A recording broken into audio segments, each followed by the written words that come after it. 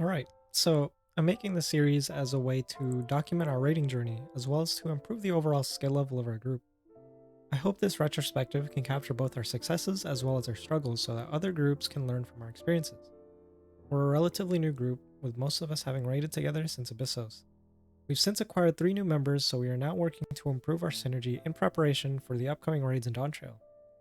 For this upcoming Savage tier, we've outlined several goals that we all want to accomplish. First and foremost, we are a week 1 clear group. We're raiding 7 or more hours a day until the weekend, at which point we'll raid as much as we need to until we clear. In our case, we aren't going to be blind progging and we aren't going to be alarm clocking, meaning we'll have studied prepared strats prior to the start of raid. This means that every hour counts. And finally, we'll be running alt splits during week 2 to acquire as much gear as possible for different jobs. We've decided to prepare for this using Shadowbringer's Eden Raid series, which will doubly prepare us for the upcoming ultimate that'll be released later on. However, in order to maintain the difficulties in these raids unsynced at level 90, we used a specific set of gear that doesn't include accessories. This means that we do not have luxury of using Limit Break while also reducing our healing output. And since we'll be studying prior to raiding in Dawntrail, we've set up the closest possible scenario for our raid prep. Usually during week 1 there won't be any guides to follow, so we'll only have toolbox strats and clears from World Racers. That being said, many of the toolboxes that we wanted to use for this Eden prep is expired, so we'll just be using video guides available made from different people like Junebub and Hungry Chad and Ms. Tech and Mr. Happy. With only 2 to 3 hours per session, we attempted to clear as many fights in the tier as possible, starting with Eden's Gate. There isn't much to say about E1S. It was a pretty easy fight, but it was our first fight together as a group. After outlining our initial positions and talking through some strats, it only took us 3 pulls to clear. If there was any other takeaway from this fight, it's that we spent a little too much time talking over what we needed to do. Something that we can't really do when we're on a time constraint week 1. For our schedule, we only have 7 hours per session for the first 4 days after all. Moving on to E2S, it took us about 6 pulls to clear. We'd already done this fight previously as a trial weeks before, but this time around with a full group, our only major hangup was getting the timing right for spelling waiting, as well as the final cycles mechanic. We just needed to remember what the order was like for both of these, but once we got it down, we didn't really have a problem with it.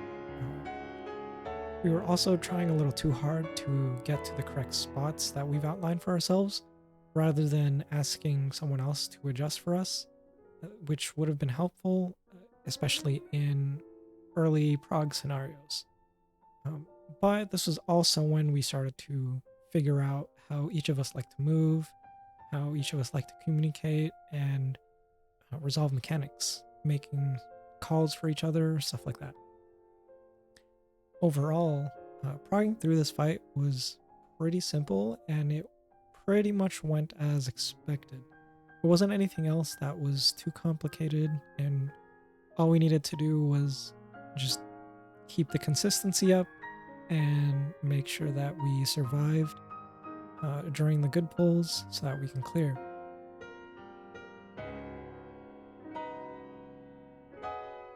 At this point, we had spent just under an hour to clear the first 2 floors, with only an hour remaining for the session. E3S took us the entire remainder of our time to reach the final mechanic, with the boss remaining at around 9% HP. It was a definite step up in difficulty, with much of the harder mechanics located in the latter half of the fight. We were primarily walled due to the misunderstanding of the strats that we had found in YouTube videos, but at the same time, we never really talked about it before coming into raid. This is something that we would really need to fix before the next prep sessions, as well as before we even get into Arcadion Savage tier. We really needed to communicate how we're going to approach the fight and resolve mechanics. But being that we were already in raid, I decided to make sure that we were on the same page by setting up some markers and simming positions and making sure that we understand the order of operations. And once we got that out of the way, we were able to fly through the rest of the fight. But because of the time constraints that we've set on ourselves, we weren't able to clear. But we did know exactly what we need to work on so that we could prepare for the next sessions. Just as if we were going to Arcadion Savage Tier, we needed to talk strats. It was clear that we all study up on mechanics independently, but there were discrepancies in understanding what we really needed to do. Going into Eden's verse, we had much more discussion on the strats that we're going to use. This is very likely what we'll be doing come week 1 Savage Prog in Dawntrail, so it was nice to see that what we're doing now is a good preparation strategy. However, there was a little too much focus on following a strat rather than fully understanding the mechanic, which led us to get a little stuck on Chain Lightning and E5S. We chose to do something like a triangle strat, where only 2 of us will be managing the lightning passes. And unfortunately, there was some misunderstanding in how the passes work, so it took us a few more pulls to get the positioning right to resolve it. Thankfully, once we got through Chain Lightning, we were able to easily execute the rest of the fight to clear. There wasn't really any other point in the fight that walled us, but it was nice to see that there was such a different design in Shadowbringers compared to what we had in Endwalker. Especially with the off-tank having to run around trying to avoid the ad, which is basically a tank buster. That was pretty funny to see a lot of the time.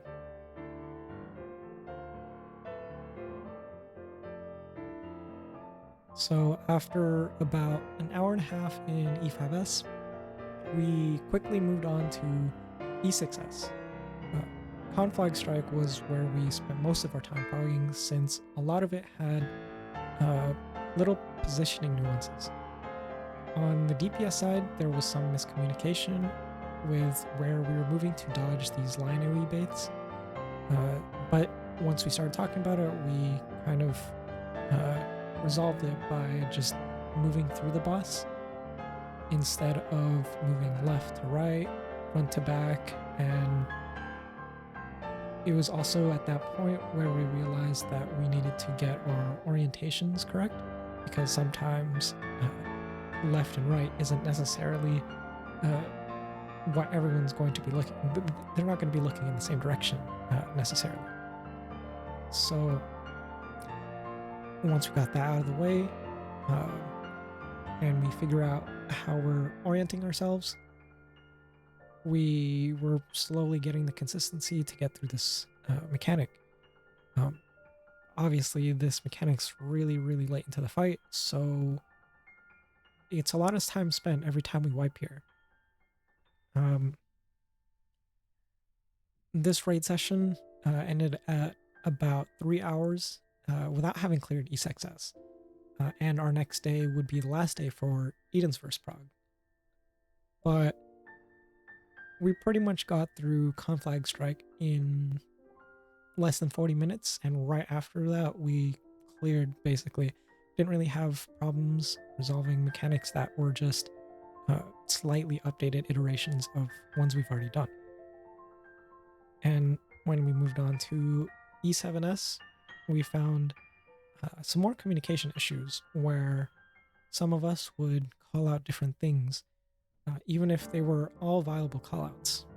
It would be callouts where we'd call the non-safe spot or the safe spot, but I personally think that calling the resolution to the mechanic or the safe spot is a better way to communicate how the group is going to move.